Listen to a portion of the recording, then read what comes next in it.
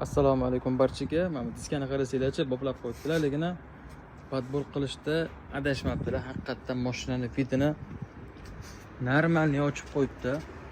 Bu rost ekasimi? Mana kalpak deb o'ylayotgan bo'lsanglar, xo'p, biz bu mashinamizni hamma kerakli ishlarni qilib berganmiz. Ko'rib turganingizdek, mana shu stiklopodъемниклariga, karbon nakladkalari, eshiklariga organizer, porog nakladka. Xo'p, bugungi xaridlar esa mana shunaqa oranjevый polik bilan mana shu sizinalariga salonni rangli podmas qilib turib, nakidkalarni taqib berganmiz.